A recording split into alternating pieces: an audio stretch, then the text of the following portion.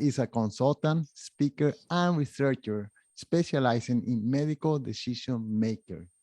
Talya was a researcher at Princeton University, and she taught at Wharton Business School and University of Pennsylvania. Now she's a full professor in Israel Onu Academic College and a visiting researcher at Cambridge University. Today, we will speak about her latest book, Your Life Depends on It, what you can do to make better choices about your health. Talya, thank you so much for joining us today. Thank you. It's my absolute pleasure. So Talya, as I'm reading your bio, I'm surprised with how much studying you have done during your life. I wonder if you could go a little bit into your background and maybe what drove you towards studying medicine? So I never thought I would do any of the things I'm doing right now, which is kind of interesting in terms of how life evolved. I was doing a PhD on decision making. And then I was asked to teach at the medical school, to teach genetic counseling students on decision making. So I read a lot of material, but I wanted to see what genetic counseling looks like. So what do? I asked to sit in on a consultation, and it was a fascinating experience from beginning to end, even from the beginning of getting to the hospital, finding parking, finding my way inside the hospital with endless corridors and doors and, doors that say danger, radiation. And it's like, where am I? Where am I going? I have no idea. I think that was such a good metaphor for how we feel as patients, which is very different from how we feel at home before we get into the hospital. And then I sat in on a consultation. Two people, they were married. The woman was pregnant. They couldn't hear well, so they brought an interpreter and they brought their little boy. So you can imagine that the small room was rather full, and they were lucky. On one hand, they were very lucky because they were meeting with a wonderful professional who had a lot of experience and a lot of knowledge and a lot of compassion. But still, it was easy to see that they were not fully understanding what was going on. And there was a gap between the professional and the patients. And that just struck me as an enormous gap, as something that I wanted to make better. I wanted to intervene and help really everyone involved, because obviously people coming in for consultation deserve to go home understanding what was spoken. And the same goes in for everyone who ever went to see a doctor. And professionals, healthcare professionals, also want to have conversations that are remembered, that are understood, that are meaningful. So that sort of hijacked my life, because when I finished my PhD, I went to Princeton and I was working with the Nobel laureate Daniel Kahneman. We were studying happiness together. But I very, very strongly, I felt that medical decision-making was where I wanted to be. Well, and that's not counting the amount of time that sometimes it takes to get an appointment with a physician. Of course. Of course. I mean, I don't even talk about that, but obviously that's very difficult. There are so many barriers. So I'm a psychologist, so I spoke mainly about the psychological barriers. But obviously, there are also practical barriers, and they don't make patients' lives any easier. Right. Okay. So at what moment do you decide that you have to write a book about how difficult it is to make this kind of decision? That's a great question. I've been doing medical decision work for a long time, almost 20 years in terms of research, more than 10 years in terms of consulting, pharmaceutical companies, health advertisers, startups, corporations, etc. And after a while, I've been writing a lot of academic papers. I have more than 60 academic publications. I realized that when you write papers, two things happen. One is that the papers are very scientific, and they focus on one aspect of life, on one experiment, one study or two studies. There's no room in an academic paper for someone's worldview or opinions. And that's one thing. The other thing is I can write excellent papers or okay papers, and I will be cited academically, but that will have very little, if any, effect on the real world. And I did go into medical decision making hoping to have an effect in the real world. That's why I thought I should write a book. I should write a book that people will read. Anyone can read, because I wrote it in a way that's approachable and friendly, I hope, and even funny and moving. So you can cry and you can laugh and you can learn a lot. When you read, your life depends on it, what you can do to make better choices about your health. And hopefully, if you read it and you're a patient, you will do things differently with your doctor. If you're a healthcare provider, you will do things differently with your patients. And if you're a healthcare executive, you will really, really be able to help both the healthcare professionals working for you and the patients in making better medical decisions. Okay, as I see your book, I see that you divided it in 3 segments. Segment number 1, which is the forces that require us to take a more active role in our healthcare. And then the section number 2, which are the barriers of making good health choices. And then the segment number 3, which are all the digital health solutions. I wonder if we could talk a little bit about section number 1, the forces that require us to take a more active role in our healthcare. Of course. So we became healthcare consumers, and that can sound great. In many ways, it is great. What it means is that we have the power to make choices. We are consulted when things relate to our health. We're not just told what to do.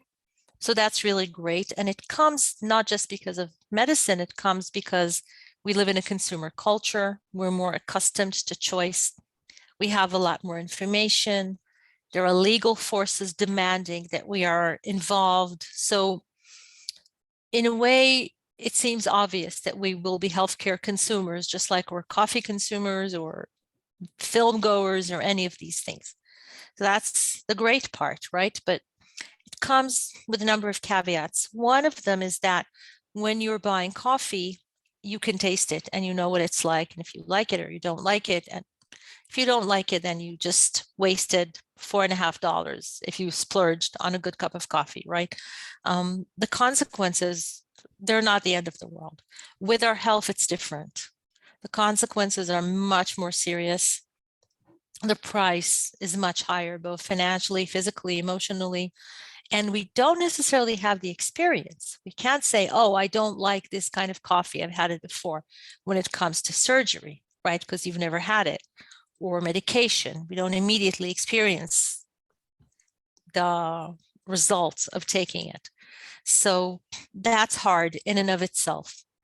And then we're disempowered when we're patients. And that's really, really interesting. I wrote an article for the Wall Street Journal, and the title that the editor gave it was, "Can Patients Decide?" So there were hundreds of comments and there were letters to the editor. It stirred a lot of debate, quite a heated debate. And some people said, what does she mean? Can patients decide? Of course they can decide. They were very angry with me. But the truth of the matter is that not everyone can decide. Not everyone feels knowledgeable enough. And also not everyone feels that they want to make a decision, or that at the moment when they have received a diagnosis of something, and the diagnosis is never anything positive, right? Nobody says, oh, I'm diagnosing you with becoming a millionaire next year. That's not going to happen, right? So you've just learned something that you wish you didn't have to learn. You wish you didn't have to cope with it. And now you have to decide. So are you at your best? My guess is probably not. Don't be offended if you are, but if you are not the majority of people. So that's just how we function as people. It's interesting because I quoted physicians. I quoted something from the book of the late Paul Kalanithi. He was an oncologist, and he talks about becoming a patient and deferring to his doctor, who knew much less than he did. So this is something that happens to all of us. We feel a little bit smaller. It's like me being a little bit lost in that hospital.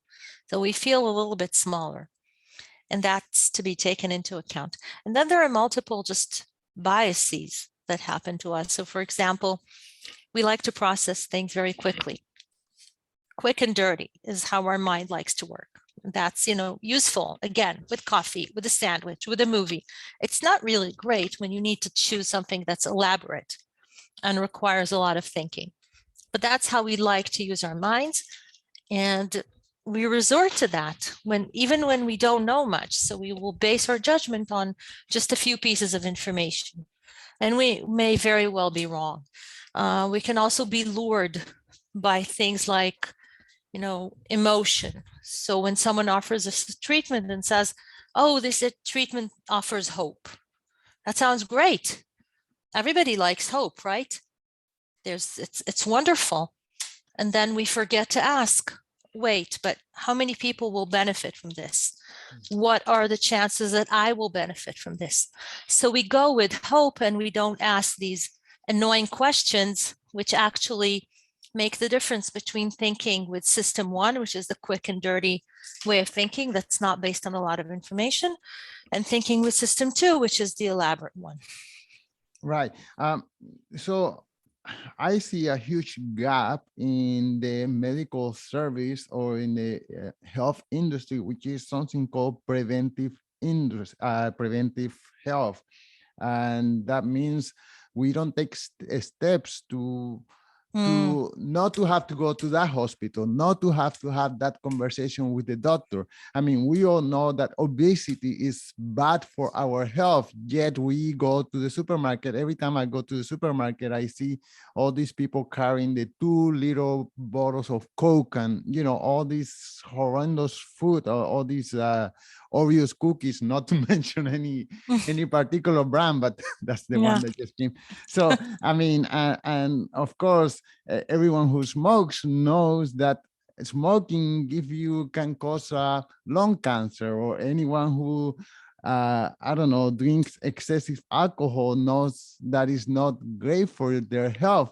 So I feel that there is a huge gap on us as consumer in regards to how to take a better care of our bodies and how to avoid altogether, as much as is within our power, to even go and visit a doctor. You're so right. You are 1,000% right, but it's very, very difficult. So my first consulting work was with Johnson & Johnson. We did something that was presented in the UN Special Assembly on non-communicable diseases. And we tried to achieve exactly what you're talking about. We created a scorecard. I mean, had we done it today, we would have just created an app where people punched in a few pieces of information, such as, do you drink more than 2 alcoholic units a day if you're a man, or 1 if you're a woman? What's your BMI? Is it above normal? What's your blood pressure, etc.? Do you smoke? If you smoke, you get a 0. If you don't smoke, you get a point. We had 7 issues overall, 7 questions. And if you did very well, you would get a 7. My goal was, I specifically envisioned people who look in the mirror and see someone looking great, but who would receive a 4 because they smoke, because they drink, because they don't exercise enough. And it doesn't yet show in the mirror. They don't yet feel it. When they feel it, they won't be able to erase the years of smoking or drinking, etc. The damage will have been done. And the thing is that when you have, I don't smoke. I can't think of it as something pleasurable, but I know that people who smoke enjoy it. So when they have a cigarette, they say, oh, this is fun. It's fun, right? So why stop? Because of something that might happen in the future. That's very, very vague, whereas the pleasure of the alcohol, the Oreos, just being a couch potato watching TV instead of exercising, etc., is very immediate. So this is a huge challenge. And we know in our minds, everybody knows what they need to do. We can't always act upon it. And a lot of times we need discipline. That doesn't really work, does it? Not over time. What we can do is we can use digital health, because digital health, when it's done well, when it's smart, creates a reward system that helps us feel something good and positive in the moment that can replace the positivity of those undesired behaviors. Because you are right, and I'm sure anyone or most people, when you ask them, do you know that doing A, B, and C is bad for you, will say yes, but it's nice. I feel like it. It makes me feel good. And they need help. And this is something that digital health, and as you mentioned, it's part 3 of the book of what can we do, can definitely assist with that, especially to the degree that it's connected and fed by psychology and behavioral economics, that it's smart and understands us as people. Right. Another issue that I find is you mentioned Starbucks and mistakes that we're allowed to make, because if we don't like it, we just don't order the same thing. But Starbucks offer price transparency. I know that how much my latte is going to cost to the cent. And if I go and see any hospital or clinic, how much is going to cost me a knee surgery, and no one knows. I could even call on the phone and say, how much does this cost? And they don't know. They only know when they give me a bill. So that uncertainty creates certain amount of fear. Should I go to the doctor or not? How is it going to be paid? Who's going to pay for it? And if I had to pay for it, how much is it going to be out of my pocket? You know, this is, I wanted to say this is impossible. Of course, it is possible, and it's the reality, but it is an impossible reality, because as a consumer, you want to be informed. You can't go in and to a restaurant and the waiter says, yeah, it's going to be fine. And then they give you a $300 bill, right? A check for $300. You wouldn't go there. You would say, I feel uncomfortable. I don't need this level of uncertainty. So with prices, that's very clear that it shouldn't be the case. And also with any other type of information around our medical care, as in how is it going to help me? And there's a set of questions that I developed. I call it Ask About What Matters. It starts with what are the risks, right? It's nice that you mentioned knee surgery. That's an example I really like. So you can ask, what are the risks in knee surgery? One risk is infection. They can tell you the infection rates. Another risk, and it's quite certain actually, is that immediately following the surgery, you will be in bed or sitting on a chair. You will be relatively immobile, right? So what are the risks? What are the benefits? And how many people will enjoy the benefits? Will everyone enjoy the benefits, or will just half the people enjoy the benefits? Or for someone who's morbidly obese, are they as likely to enjoy the benefits as someone who is much thinner?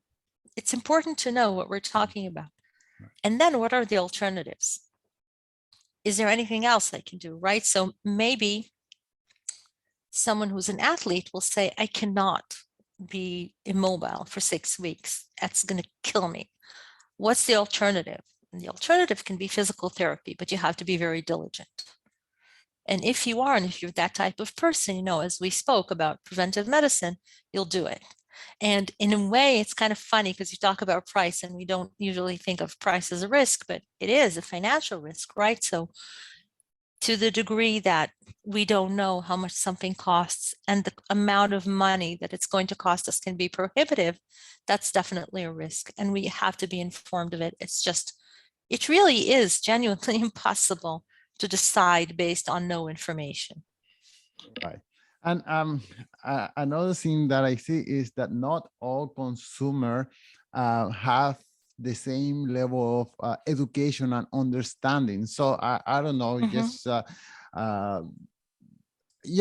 person with low education who goes to the doctor is not the same patient as someone who have a PhD in something, and they can have this face-to-face, eye-to-eye conversation with the doctor. And I wonder how that gap can be narrow, because of course the doctor may be condescending to the person who doesn't have that much education, and could be explain more in details and more precise to the person who have a PhD in whatever. First of all, nobody should ever be condescending to anybody else. Never. But it does happen. that's just terrible. That should not happen. Seriously, it doesn't matter. None of us passes a test in order to become a patient. You just become a patient, and then it doesn't matter what your level of education is. Nothing matters. We all deserve to be treated respectfully. That's one thing. Another thing is that the person with a PhD, the person with the MD, seriously, when they are a patient, they can be the same as the janitor who's not an MD. The same, because they're sitting there and they're scared and they are not at the top of their mental capabilities, and that's fine. That is okay. That is just how humans act. And it is up to the doctors to explain to us, to all of us, in a way that we will understand. That's their job. It's someone's job to teach doctors how to speak with patients, never to condescend, that's for sure, and to explain things in a simple way. Sometimes people say, so what do you do? How do you explain what you do, etc.? And I say, think about it like talking to your aunt. You like your aunt and she's a smart lady, but she's not from your field. So you're explaining it to her now. You don't need to show that you know more than your aunt. She's your aunt. You want to be nice to her, right? You don't need to say, hey, I know more about this than you. Yeah, we understand. That's fine. You need to say, I respect you, Auntie, and I want you to understand and thank you for your interest. And as a doctor, you have got to know two things that will prevent you, I hope, from ever condescending. One is the way patients feel they are treated and cared for by physicians is directly related to the amount of adherence they will have for these doctors' orders. If they feel the doctor cares, they will follow the doctor's orders. If they don't, much less so. And I'm talking about HIV patients. I'm talking about diabetes patients. I'm not just saying, we're not talking about lightweight conditions, heavyweight, important things that can be detrimental. Still, the patient needs to feel that the doctor cares. That's the first thing. And the second thing is, likewise, to the degree that the patient understands what is happening, why they're doing what they're doing, and what is supposed to happen. And that can be in the context of depression medication, which when you take the first pill, it doesn't help. Why is the stupid pill not working? Because the stupid pill is only supposed to work after 6 weeks. And if you don't know that, you're going to be in trouble because you expect it to work immediately, right? So patients have to understand what's happening to their bodies and what the medicine is doing or the treatment is doing. And it's the doctor's job to explain it to them, from the janitor to the doctor, etc. Doesn't matter Right. who's sitting in the patient seat. Okay, and one last question. So you brought up the Starbucks coffee, and I think it's an amazing example. So there is the person who knows how they like their latte, with what kind of milk and what temperature, and there is the person who wants just the regular. I don't want to think. Just give me a coffee. Just give me a cup of something with caffeine on it. So I think.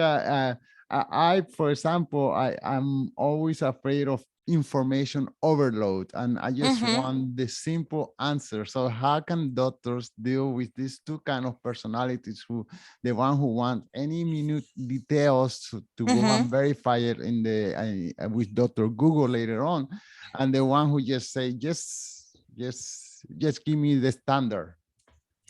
So I think there are two issues here. One is the issue of information. And, we touched upon it a little bit in the sense of health literacy or cognitive capabilities.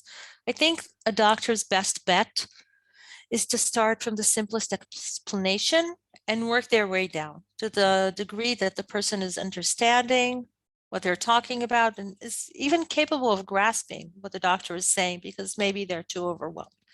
And that's when it comes to understanding. Then there's the issue of choice. Like you said, you go to Starbucks or you go someplace else and there's a huge menu on the wall and you're like, oh my God, what? I know, I'm getting a headache. Just give me some caffeine. Exactly. Somebody help me, please. So choice is something that we like. We really enjoy variety. We love it, but it's overwhelming. It can just be too much. And if you notice, when you go on Netflix, for example, they will show you the information in stripes. There's like rows of information, like recently views, trending in Canada, et cetera, et cetera. Why? They could say, in theory, Alain, we have 5,000 TV shows for you. You would say like, now I need caffeine because I have a migraine, right? That's too much. I can't choose. I'm going to read a book. I cannot choose from 5,000 TV shows. So Netflix knows that, and they organize it in a way that you basically look at 5 or 6 at a time. It's aligned with our memory capabilities, and that's easy. And doctors can help us when we ask them to, and we have the right to ask them to help us choose. Because sometimes we just don't know what to choose. We don't know how to choose. And it's legitimate, not just for a patient to be given the right to choose, but also for a patient to be given the right to choose how to choose. That is, do you want to choose alone? Do you need the doctor to hold your hand in the choice process to help you? Or do you want to go all the way and tell the doctor, this is too much for me. Can you please decide for me? I'm giving you the permission. I'm asking you to make a choice. And there's philosophy work associated with this. There's a philosopher at Oxford University whose work I took to the book. And there are also legal issues around that. But it's definitely something that we can take into account and say, this is how humans feel. They feel overwhelmed with too much choice. Let us help them.